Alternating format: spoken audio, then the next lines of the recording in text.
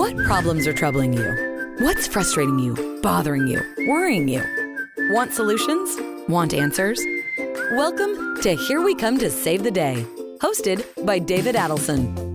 This podcast is dedicated to solving everyday and global problems in an uplifting, fun, enjoyable way.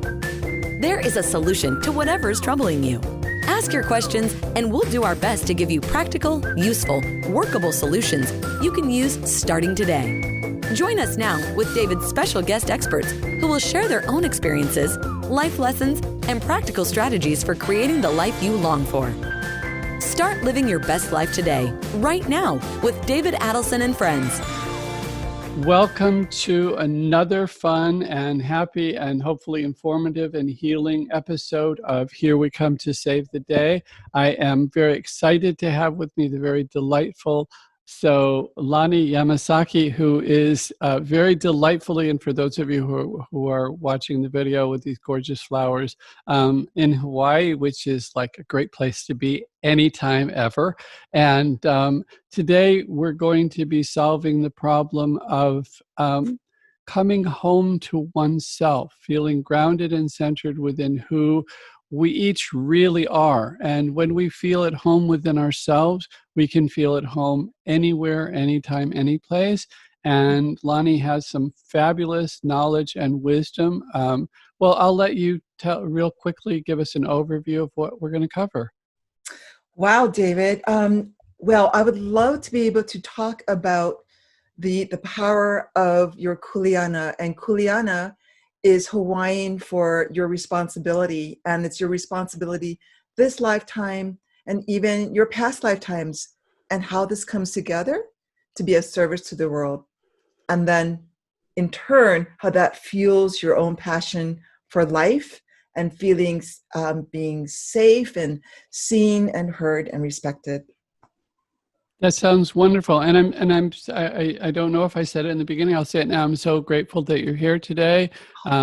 Your energy is so delightful. It's always, we've talked before, we met at New Media Summit, we talked there, and you are such a warm and delightful personality. And one of the qualities I love about you is that you're very easy to laugh, which I think is fabulous, and I'm jealous, but because I was actually thinking about that last night, I should be laughing way more.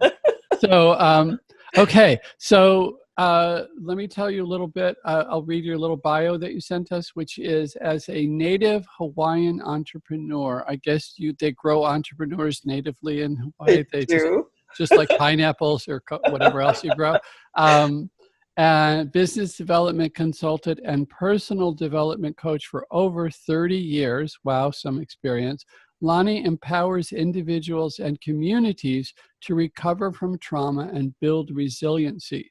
She supports their healing journey through, you're going to have to pronounce this for me because it's hoʻoponopono. Yes, you said so better with that accent than I would ever get to. And we'll talk about what that is today and how to integrate that in your life and put good use to it. And it's a concept that I've also gone into great detail in a 2-day seminar thing that I did a while back. So I love the idea, and we expand it quite a bit. So that'll be fun to talk about. And also you help people with the creation of social legacy programs, which enhance community wellness and stewards nature. Really big on legacy these days on, what are you leaving behind? So I think that's great that people should, I don't care what age you are, the sooner you have in mind what you want your legacy to be, which doesn't need to be fame or a fortune that's committed to some good, but it's, what you feel you've added to the world while you were here. I always feel when I meet people, well, let me finish your bio. Okay, clients include Fortune 200 companies. You've received Hawaii's Governor Award for Distinguished Community Outreach, and you are a Ford Fellow and Smithsonian Fellow, which I don't know how you become a fellow when you're such a gorgeous, I don't mean this in a sexy, you have such a lovely personality. Mahalo.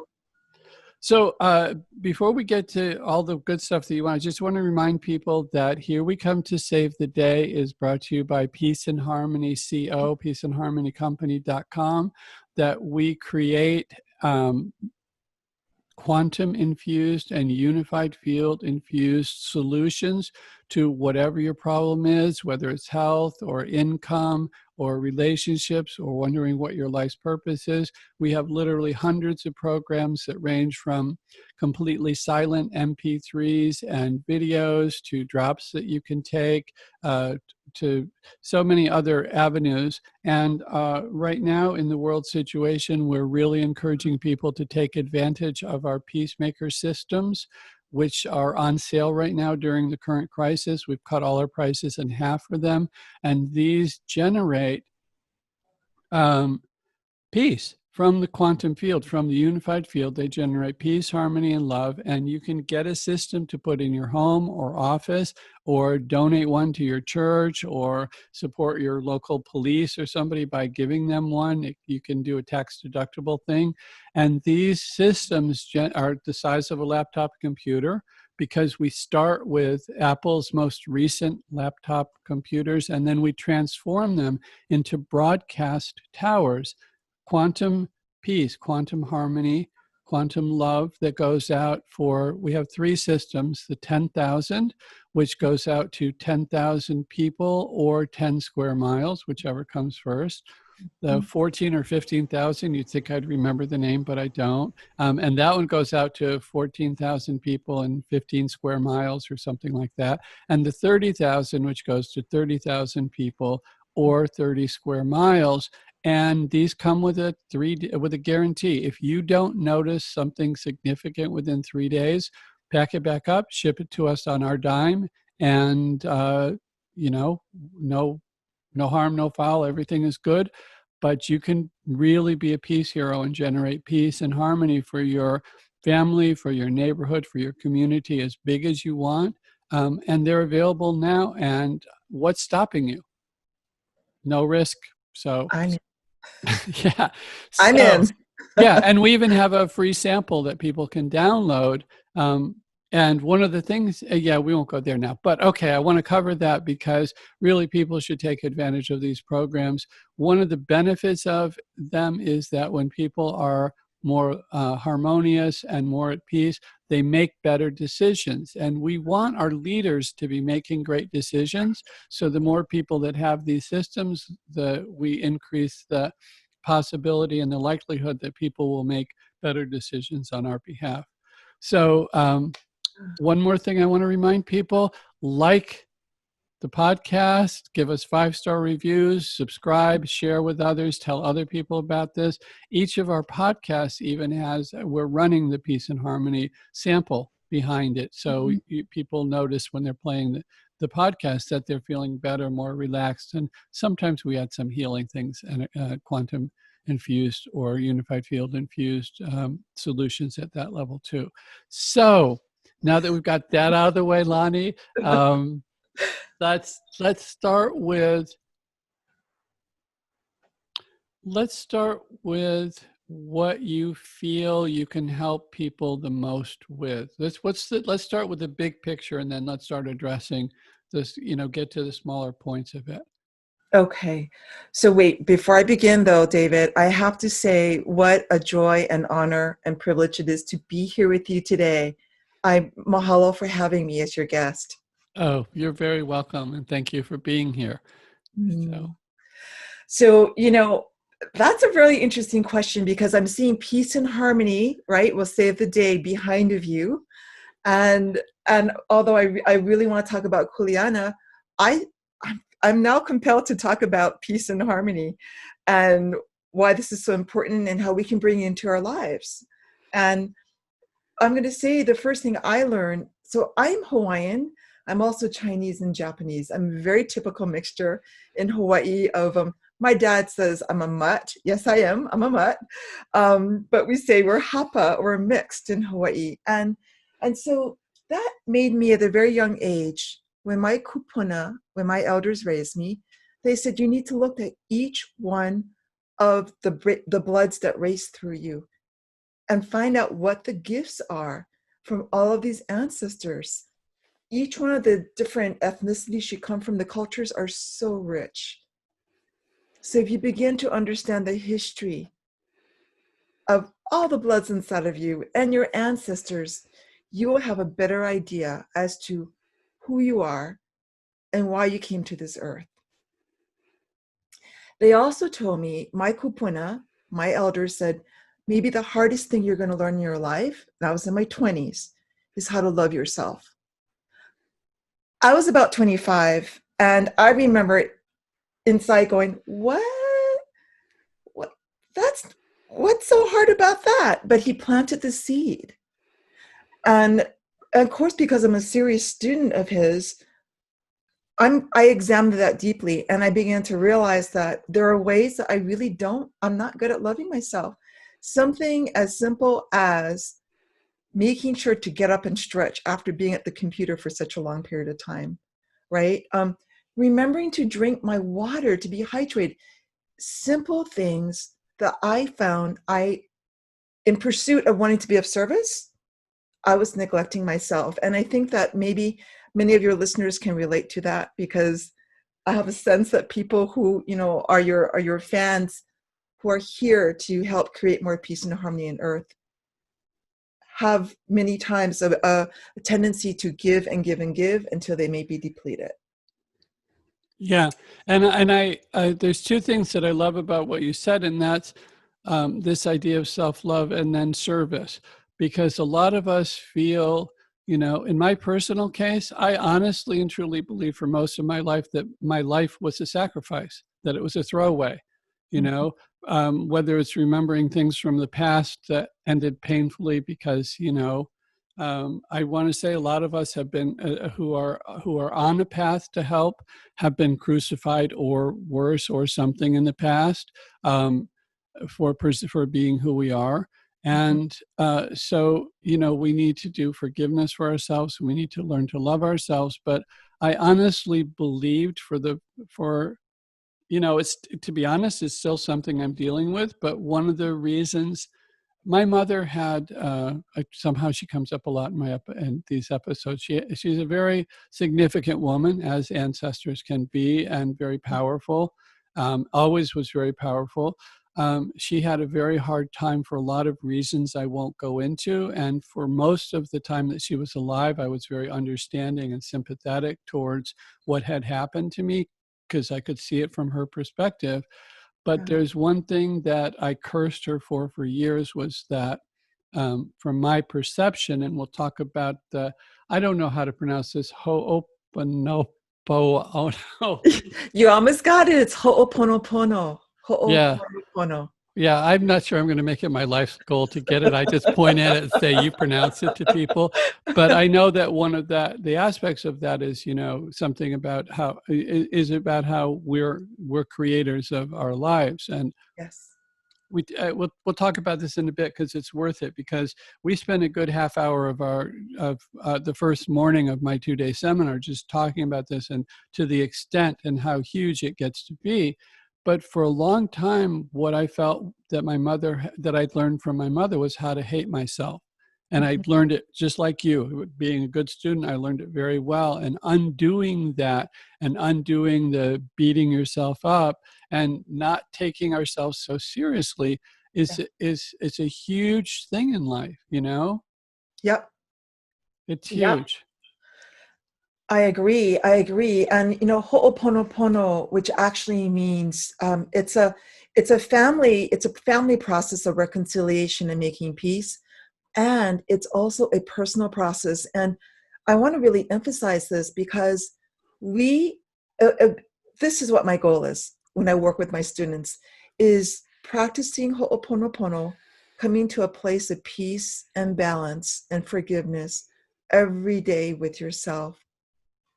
Every day. And I think that's really important, because you're right, David. So many of us will beat ourselves up and say, I didn't do it fast enough. I didn't do it good enough. I could have done more. And that is actually quite abusive if you look at it, especially in a classic ho'oponopono way, because you're always in touch with your unihipili, which is your inner child, your soul, which has witnessed your whole passage from the very beginning, because that soul remains, right, evolving throughout time.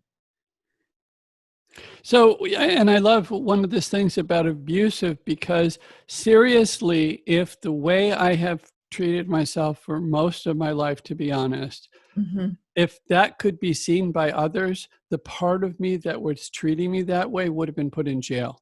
Yes. They would have said, no, you're way out of line here, fella. We're going to chill you out for a couple decades here, because that's not the way you treat people.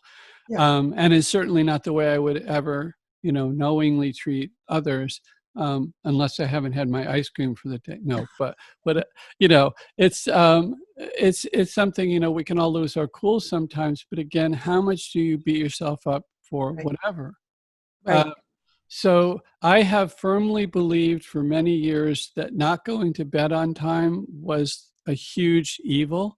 And I mean by 15 minutes, if I thought my bedtime was 10 and I didn't make it till 10:15 or 10:30, I would really beat myself up the next day and blame everything that went wrong on my not getting to bed, which meant I screwed up, and that's why things go wrong, which is not only unreasonable, but downright stupid.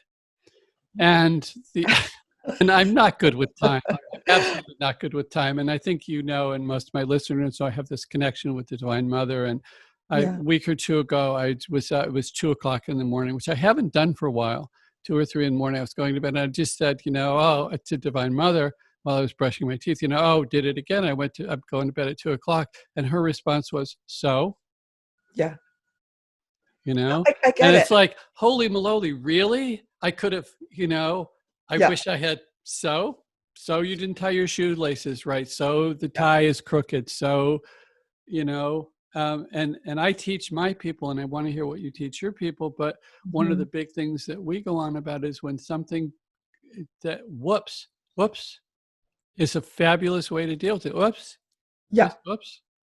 Yeah. And move on. Let it go. Yep. I just say release or switch, because when you dwell too much on this, it begins to fester, and that is not what we want, right? We just want to acknowledge it. So the ho'oponopono practice that I teach or I mentor my students with is how to take a 360-degree view of witnessing your actions outside of yourself, and be able to witness the situations and those around you outside of yourself with detached compassion. So That's that, fabulous. because we don't want to be triggered. When we trigger and go into reaction, that can escalate situations. And no, especially now in the time that we're in a pandemic, we don't want to keep on escalating, taxing our adrenals. They're already taxed, I believe, because of what our communities are experiencing with the pandemic. So yes, that's what I teach my students, is to take that bird's eye view, to be unattached, but practice compassion and be able to see the negative and positive polarity of the situation. And why did you create the situation? For your own learning, and being accountable. Being accountable for why this life lesson came to you, and how fast do you want to dwell on it? How fast do you want to dwell on this? Or do you want to get it and move forward? Yeah, I think that's, again, one of the things, and I love what you're saying. One of the things we teach people is, truthfully, whatever happens, you can say thank you for, because either it's a fulfillment of a desire, and we're not going into whether it's a useful desire or not. We're just, either it's a fulfillment of a desire, and or it's past karma or whatever coming back, and now it's cleared. And when we say thank you, we don't toss it back in the ring. We don't put the ball back in play. We just let it end. And so I love this idea of, when we look at the soul from its inception, which includes, for those who understand it, far more than the single lifetime, and we want to nourish that. We want to come out of this life experience positively. Some growth has taken place, some advancement, some connection. And we realize a lot of the petty things that we blow up at are just insignificant. Yeah. So what do you feel? And because I believe that that all souls, regardless of their path, have a few intrinsic, I hate to say goals, but trajectory. They have something Yes. about them. What do you feel that they are? Yes. So to me, the soul comes back over and over again on a mission to consciously evolve, with the ultimate goal of merging with the divine, whether you say it's divine or source or God. That is, to me, that's how I was raised. This is the ultimate goal, and to merge into this consciousness. And so for me, when I look at, so for those of your people in your audience who have done past life regressions, for instance, or, whether it's with somebody or yourself, you begin, or I begin to see a pattern to emerge. And you brought it up earlier, David, is many of us who are here to be of service have had many lifetimes. Now I'm going to go deeper into that. You didn't say that quite, but I think you're alluding to it. Many lifetimes of being of service. And as the messenger gets slayed many times. So it's a lot of memories of wanting to be of service. And now here we are. So to me, a big purpose of understanding your soul lineage is to string together, to have an understanding of your past lives, and to look at the healing and the lessons that came from those lives, so that we don't repeat the same thing again. Or if we do, we're conscious of it. And then the question again becomes, I know what the lesson is, but do I need this lesson again? It's really painful. How long do I have to dwell in this pain? Or can I learn the lesson, in another way? Can I dial up another way of receiving this lesson and then move through that portal? Done. Move on to the next lesson that I'm here to evolve and learn from. I think it's crucial, when we talk about the long range goal of the soul, and we talk about the reason that we want to merge with the divine is because of unbounded love and unbounded bliss. And so the more of that we can experience as we're going through life, then I think the more value we're adding to ourselves, to our service, or however you want to say it. Yeah. So, as we're, and I seriously believe that the purpose of creation is expansion of happiness, that the creator creates because it's no fun to play alone. It's fun to see what's going on. And any parent knows that when the child falls and scrapes its knee, that it gives you the opportunity to pour more love into the child at that time. And when they're off running around and independent, you still love them, but it's not such a, I'm going to use an outrageous, it's not such an aggressive love, which is an interesting way to express it, you know? Mm-hmm. Mm-hmm. So, and one more thing is that when we look at service and who we're here to serve, sometimes it's just our family. Sometimes it's just us. Sometimes it's just the divine, God, whatever asked, Mother Mary, Lord Christ, Buddha, Shankara, Muhammad. It's just, we want to the God of Moses, whatever it is. And we firmly believe that on whatever separateness we perceive it here, that those guys are all great friends and great supporters of each other. And none of them are jealous that you were born in Hawaii and therefore you believe in this, or you were born in Israel or Taiwan or whatever, that they all work in harmony together. Yes. And I think that's part of what we need to do. But I really want to bring out that we don't all have to be great leaders to serve. Sometimes we can serve by being a light in our community that has no fame and no particular, funnily, it's the opposite of no, but people just know that this is a good person and this is somebody I like to be around, and that's all. And yet we're bringing a light that may be affecting people, dozens of miles away through our own light. doesn't mean we have to be the one standing on the, the church or the Capitol steps. So I really want people to not feel pressure to do something because you think that's what you need to do to serve. And I think this is your alignment. You're talking about the inner alignment. Talk about that for a second, because I think that's exactly what they need to be in to really truly serve, which again may not look on the outside like they expect it to. Yeah, well, I'll do that, but I want to point out and emphasize what you said, because especially in times like this, that one person radiating that love, radiating joy, that's huge. That in terms of the ripple effect that goes out in the quantum field, I think you would call it that.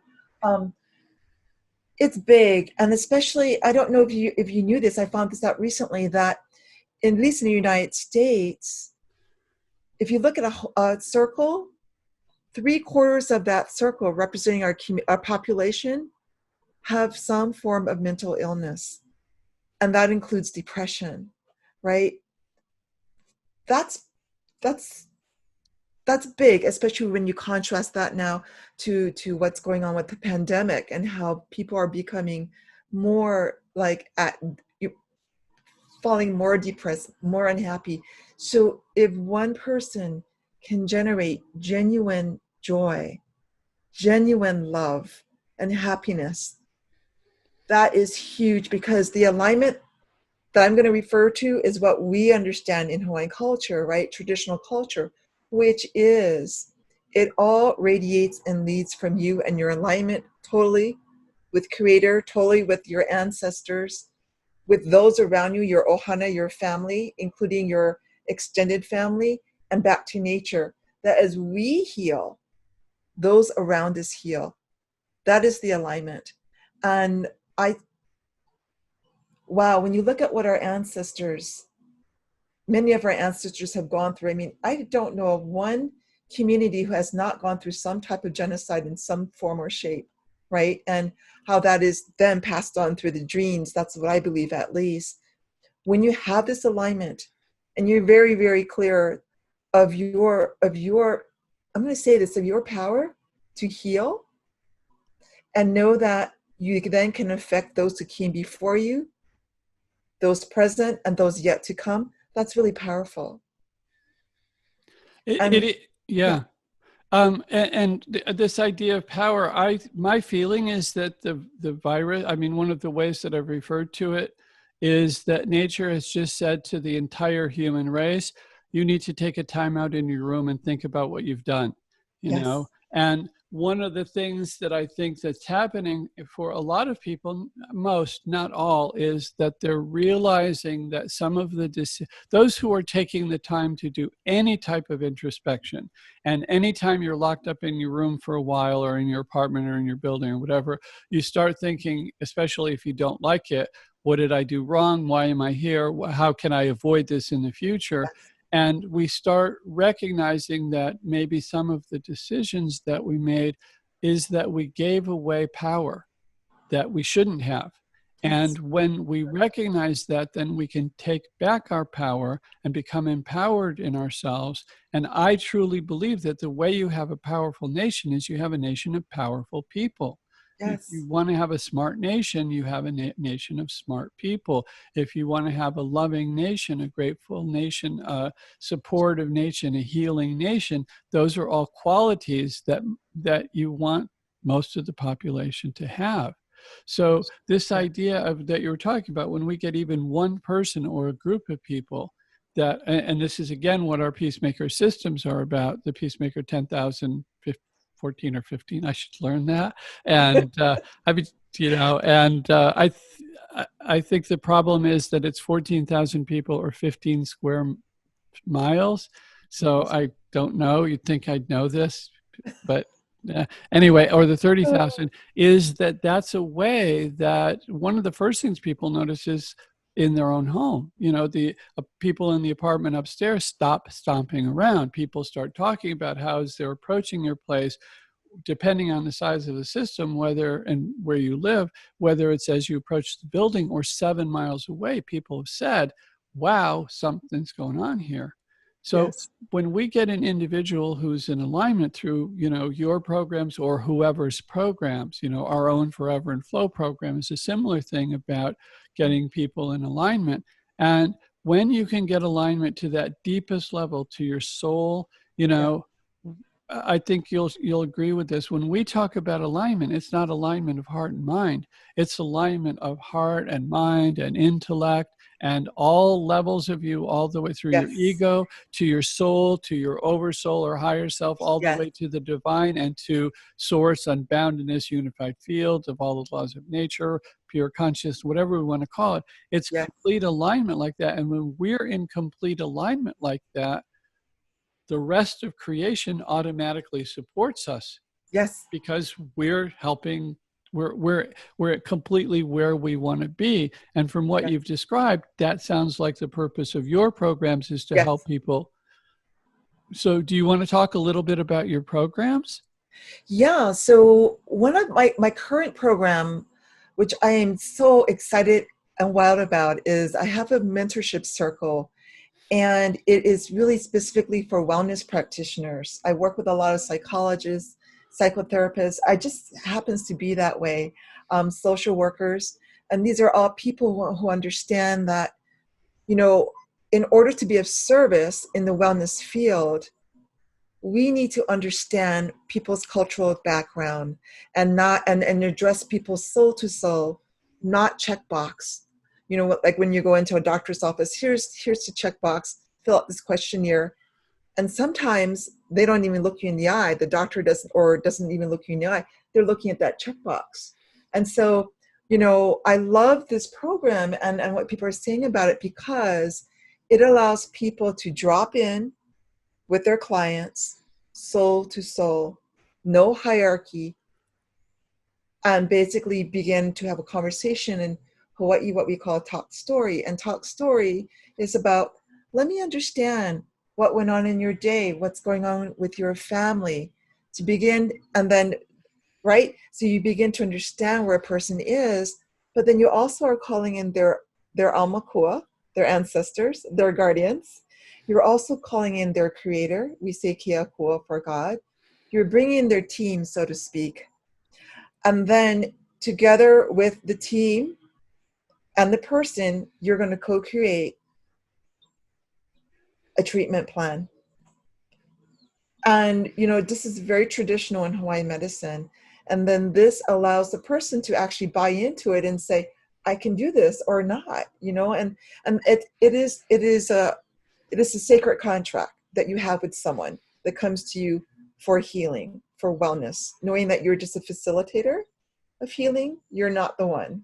You're just a facilitator, right? So in this program, we actually do personal ho'oponopono. So what do I mean by that?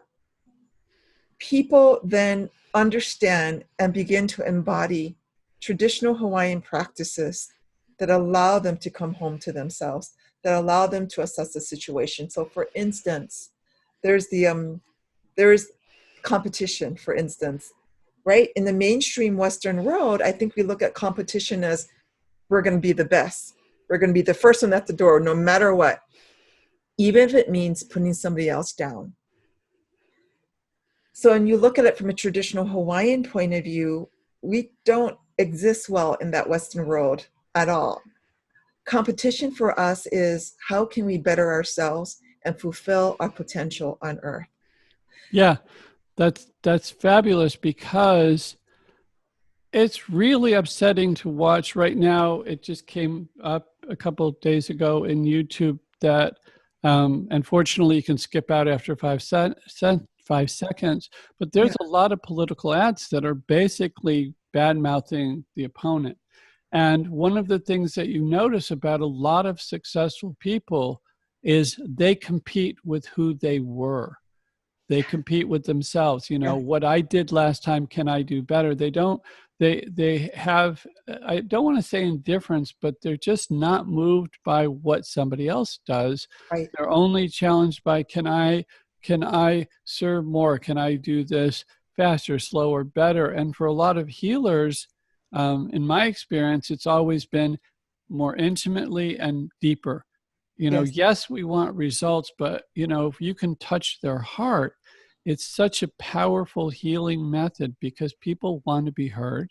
And Yes. as we're talking about, very few people naturally feel at home because, especially in the West, and I don't know about other cultures that much. You know, my son probably does because he lives in Asia most of the time, trapped here during coronavirus and not loving it. But he's lived in Asia for the past 10, 12 years.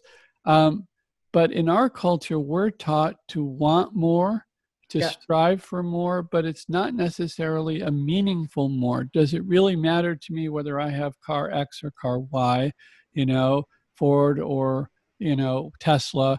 Does it really matter if my house is bigger or if people driving by see more flowers or if I have a title on the door and everything? And, you know, so, I mean, the very existence of midlife crisis says you're out of alignment, you know? Yes.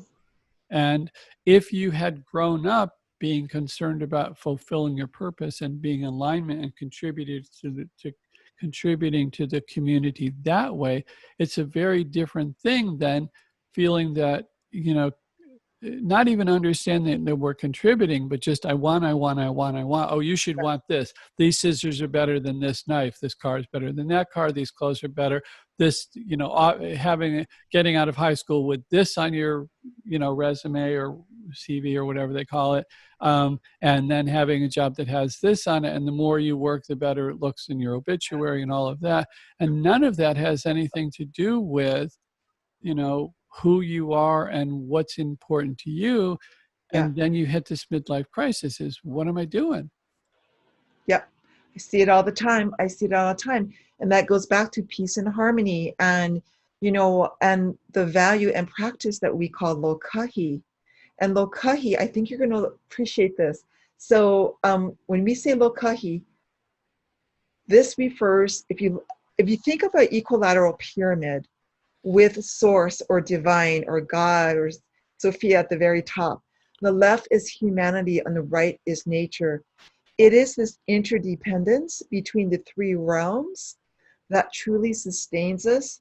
And if we take care of each of the realms take care of us. So we take care of nature. She in turn takes care of us.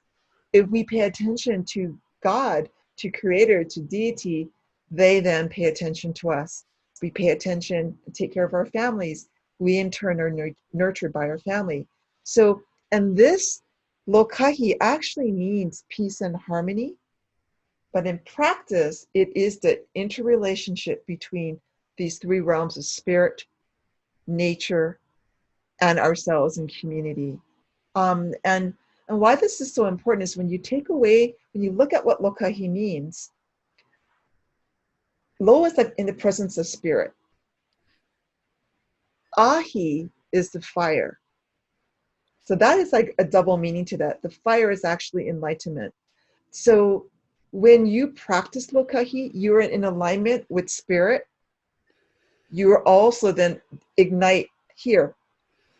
I'm surprised I'm talking about this. I usually don't, but there's something about you, David. Well, you just need to point out that you're pointing to your third eye area because those on the podcast don't know when you say here, but. Oh, sorry, pineal gland. The third eye, yes. Area, yeah.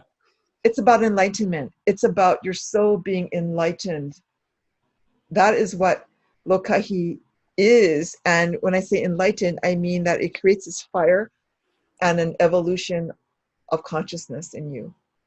Yeah, there's a phrase in Vedic literature, Veda, that refers to basically the same thing. It means a fire of all-knowing awareness. But the phrase has that quality of brilliance of fire, and fire and brilliance are the same thing. You know, so many cultures traditionally have placed so much value on the sun, and appropriately so, yes.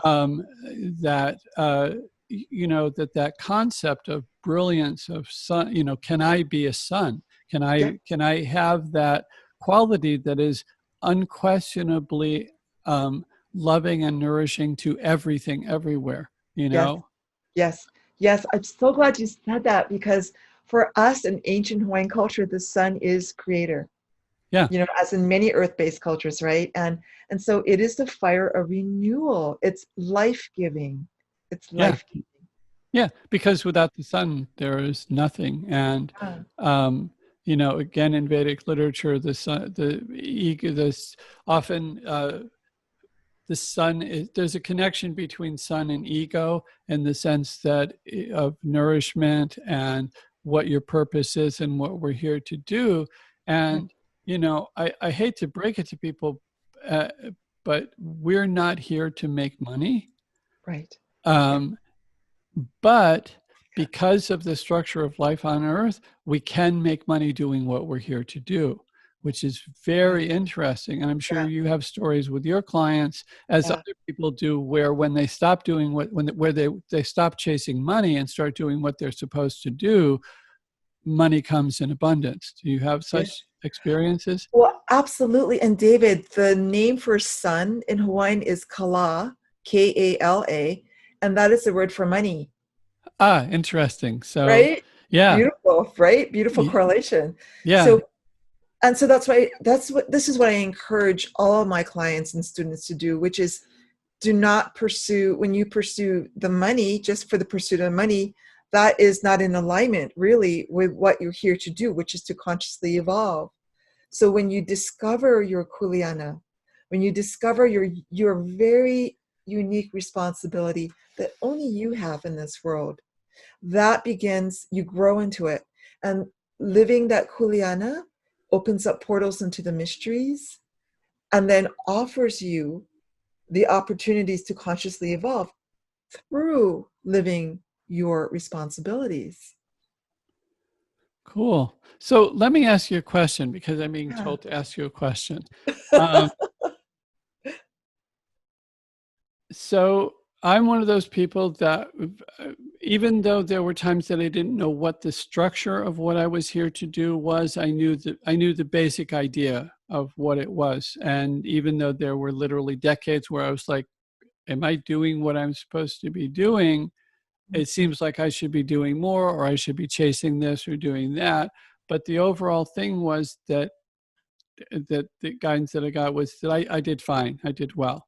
Okay. To the point where I really did some pretty big things in the past couple of years, and I was effectively shut down. They said, we won't let you do anything else anymore. Which is an interesting way to be, because anybody who, they go for the Olympic, they go for the Oscar, they go for whatever level of, and my head thing had nothing to do with fame or anything. It just had to do with, what more can I do to help people on this planet? Yeah. So they just said, personally, I still have some clients. I still have a wonderful program for, long-term meditators to help them get to higher states of consciousness, which is really fulfilling and fun. But other than that, I've also created more than 700 quantum-infused, unified field-infused programs that are just sitting there, that I feel, gee, it would be great to get these out into the world. But I can't intend to do that to heal the world, because they won't let me.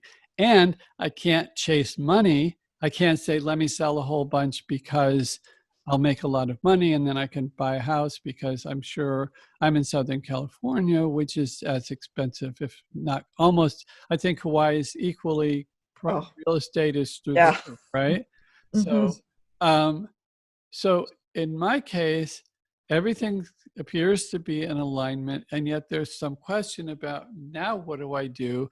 Both in terms, joy, and I can fill my day so easily, with the garden and, the family and all of that. But also, how does that allow cash to flow? Yeah. Yeah. So that's my question to you is. Okay, that's a big one. Okay, so this is what I saw as you were speaking. The first one is, you've been ahead of your time for a long time. And so the frequencies that you have in your program that affects quantum field, people, it's open now in a way for people to receive it in a way that it hasn't been ever. And that is actually primarily done being open because of the pandemic, and how we're now in a unifying field together globally but people are now addressing their fears and beyond, right? So the pandemic is unifying us in a global way through our examining what are our values, what don't we value anymore, what is extraneous for best and highest good. So it's opening up the quantum field inside of themselves in a way that has not been done before. Your programs, now this is just what's coming through me, are so advanced that humanity, they can't take it all in right now because they're still in expansion mode right now. And the expansion mode comes through what? Through love, through joy, right? Through love and joy, two of the highest frequencies that you can bring. So it's like, what I'm hearing is that there's a pause because people now, it's like, it'll come. There's going to be a floodgate that opens. And they want it, but they're still opening up their field. I mean, we know that the universe lives inside of us, right? Yeah. So so there's an alignment process that's just, the doors have just opened, and they're saying to you, hold on, wait, because what you have is already really, really advanced. Humanity's catching up. But it doesn't mean that you yourself are not going to keep on evolving. Things are going to be coming through you, but it may not be, and I'm sure it is, but it's not yet.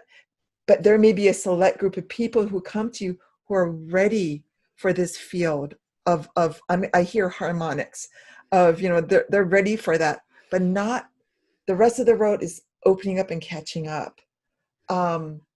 Yeah. So the other thing though is that I think the flow I don't think the flow has ever stopped, but where is the flow being directed to right now?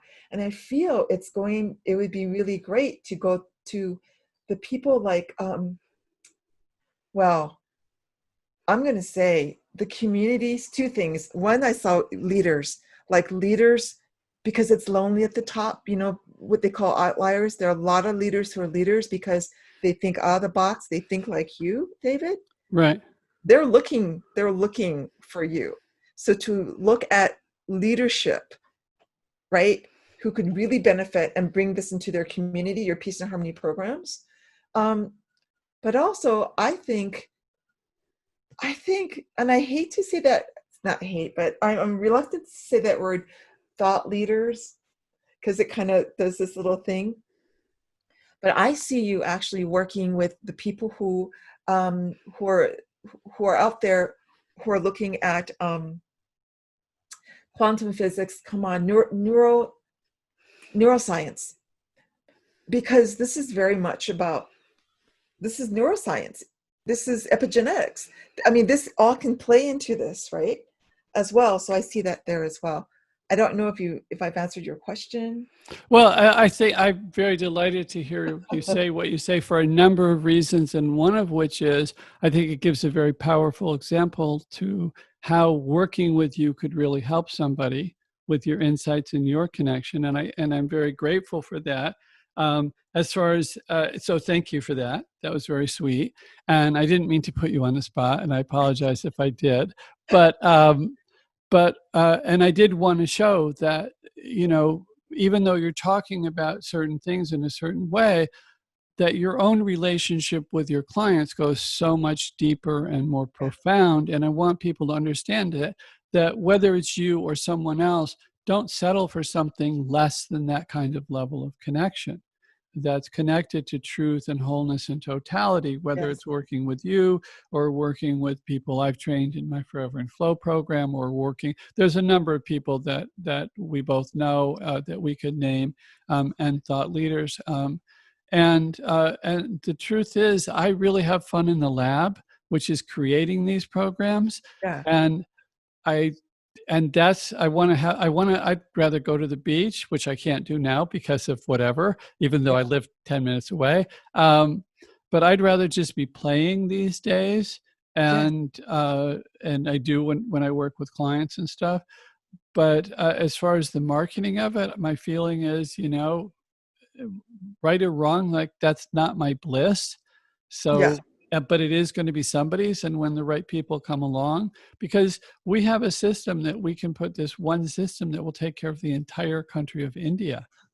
I mean, what to say of all the smaller things and what we can do. So when people, if you're a well-wisher of your community, and I'm speaking to the listeners now, or, for you or your friends or people that we do have an affiliate program that should be well up and running by the time this airs. And you can make good income getting, offering this to people who, as you said, are looking for it, who are like, what can I do for peace? What can I do? What can I do in my neighborhood to stop police brutality, to stop racial discrimination, to stop sexual abuse, to stop rapes, to stop crime, to stop all of these things, and to get my leaders to be thinking in a way that benefits people instead of worrying about, their reelection so that they can have, whatever it is. I don't want to speak bad of anyone, because I tend to think for the most part, people are just trying to find their own fulfillment, and that they've misunderstood something, or they've been outright told something that isn't to their benefit. And I think one of the big things that's happening on the planet, just as you said, we're rethinking what's right, what's wrong, what serves us, what doesn't serve us. And to me, that's huge. And I remember thinking a while back was, I know these certain changes have to happen in the world. I wonder how it's going to be done. And then the coronavirus hit, and I said, oh, that's really good. That's a brilliant stroke from nature, because it allows us to grow tremendously without more problems being created. And then the other thing I want to encourage people to do is don't pay attention to the news. News is not your friend. That's right. Secondary trauma. News is secondary trauma. Yeah. And you don't want to put that in your awareness. You don't want to be thinking of that. If you want to be thinking about something, think about the fun places, think about the things that light you up, that inspire you, which is different for each of us. But, maybe it's ice cream, maybe it's chocolate chip cookies, maybe it's, cartoon characters, maybe it's books that we've read, or Harry Potter, or whatever it is. The people who love Harry Potter because here's somebody who just has a unique aspect and quality to himself, and he just owns who he is, and he does what he needs to be true to who he is. And that's it. These 7 volumes that take us through this huge thing, or the movies, or whatever we are, it's all about this young man being true to who he is and coming out a champion. Well, what is it within us that, and this is back to your thing of alignment, or again, our forever and flow, and I'm sure those are the big ones that I know of that talk about getting to alignment to this level. So many programs are, what you want, or help you get rich and stuff. But one of the things I love about you, Lani, is just that you see the big picture, and you present it to people in a way that it has a much huger impact, which I think is fabulous. So thank you for doing that. Just mahalo, David. You and I we have very much of the same kuleana, which is peace and harmony. That is really, this is my kuleana, is to serve as a catalyst for people to consciously evolve and to bring in peace and harmony into their lives. Yeah.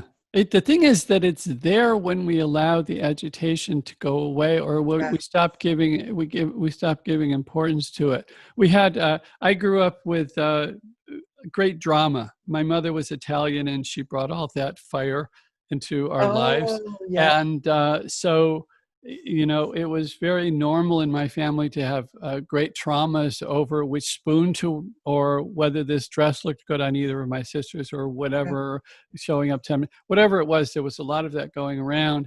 And my whole thing has always been, just leave me alone. I'm going to my room. I'm not, this is boring. This is not anything I want to be part of. But I remember at one point, my younger sister was asleep, and we were running off to go somewhere. And there's all kinds of entertaining stories about how late we often were. But But my sister was asleep, and everybody went to wake her up. And my mother is, motherly screaming, and my sister is, no, we should do this. And in the middle of this, I just said, hang on a second. And I walked over and I looked at my sister, and I realized that they're talking about shaking her or spilling water on her or something that would be a traumatic wake up. And I just looked at her and I said, and inside I said, well, what's a peaceful way for her to wake up? And I just gently squeezed her nose together for a second, to get her to kind of, and she just woke up and she looked at me, she said, thank you. And and she's told me that many times over the years, that was a much kinder way. And I didn't hold it for long. It was really like 2-3 seconds. It was just a quick pinch, long enough for her to become body aware and then wake up. And I'm sure there are even smoother ways than that. But given what the alternatives, the energy in the room and what the alternatives were, anything it would have added to trauma. If they jarred her or shake her, I guarantee the result would have been, again, the high Italian level of, why did you do it that way? And we would have added more trauma to the situation, more fuel to the fire than the other way. So one of the things that I want to encourage people is, there's whatever is going on in your life, there is a simple solution. There's a simple way to do it. And if you can come back to yourself, if you can come back in the previous episode with Paula, we talked about how coming back to she referred to it as, for the people who don't know how to come back to intuition, at least start with your gut. At least that'll start helping you. And, you and I are talking about getting really, really deep connections. And that's the first thing. And we do that in silence, not in screaming, not in running around. Yes, absolutely. And going back to what you shared about Paula, is one of the first things we teach our kids is pay attention to your na'au. Your na'au is not only your gut, but it's also your heart. Yeah. Because we say this lies, the brain lies, the ego, because it's ego. But you can always trust your na'au, your gut, and your heart to bring you home and to tell the truth. Yeah, that is fabulous. And I also think that's a fabulous place to end. So maybe you could repeat it. Yeah, so a great way for us to know the truth of the situation and to pay attention to it and to know it's real is to pay attention to what your na'au, which is Hawaiian for your gut and your heart, tells you. Your gut and your heart will always tell you the truth, in comparison to your brain, which has ego attached to it, which can create things that are not true. So pay attention to your gut and your heart. So thank you so much for that. We want to add, I really appreciate your being here, Lani, and we want to add that people can go to your website, which, and they can get some free cool stuff that will help them take advantage of this. So why don't you tell us a little bit about your website and what your offer, what you want people to have, and how you want to help them and serve them? Oh, mahalo, David. So my website, I'm going to spell out my name, it's www.lani, Lani, Yamasaki, YAMASAKI.com. LaniYamasaki.com. And if you go there, there's a download there for the blueprint of Lokahi. It's the Ancestral Hawaiian Wellness Blueprint. But also, David, I think in the show notes somewhere, Monica had offered to paste a PDF where people can also download. Okay. So when you download the blueprint, it's going to have some of the Hawaiian practices that we talked about today, like kuleana and lokahi and more. So that sounds lovely. I just want to clarify, do we have to be able to pronounce them anywhere near accurately to take advantage of them? Because that's not a strong point in my life. So no, not at all. Not at all. I mean, not at all. It's a really easy guide. Don't worry about the pronunciation. It's the intention. It is the intention.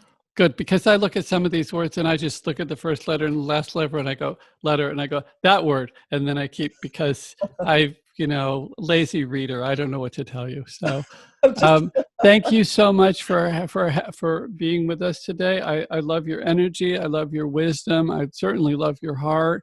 You're such a beautiful, lovely addition in God's creation. You're a beautiful flower in the garden of God. Might be a nice way to say it, since you have those beautiful flowers behind you.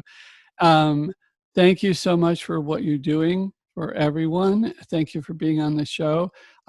Just want to remind everybody, seriously, Peace and Harmony is available. These peacemakers are available. You can download a sample to try it even before you do it. It's at peaceandharmonyco.com. And the more people that do this, just as you were talking about, Lani, about people opening up to be able to do it, the more people who do it, the more people that will be able to do it. And we can change the world so quickly, so quickly. And again, I agree completely with you. This is a time that this is available that it has not been available before. Mm-hmm. It's due in part to technology.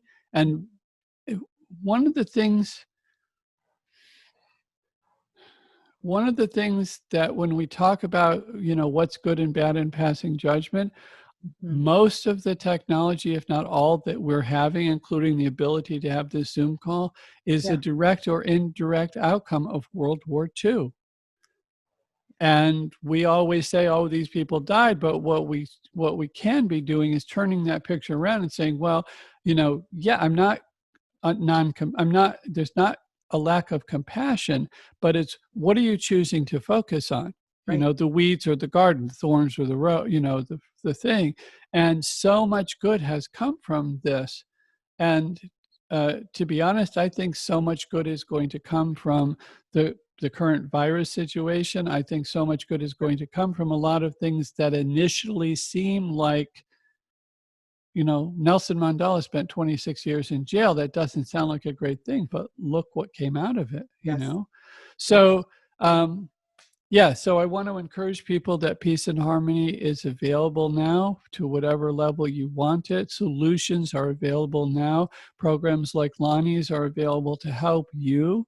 And before you take care of the world, take care of you. Yes. And David, I also want to share my gratitude with you again. You are what we call a kupuna. A kupuna is a wellspring, a term for an elder that is a wellspring of wisdom and of life. So I just want to acknowledge you for everything that you are gifting the world, and even what's coming through you now to create peace and harmony. It's big. So I want to acknowledge you and recognize you for the greatness of your soul and your contribution. Well, thank you so very much. So we're wrapping up. This is the end of another episode of Here We Come to Save the Day. Like it, share it, review it, give us 5 stars, tell the world about it, and enjoy your day, life, and week until the next episode, until we see you or hear you again next time.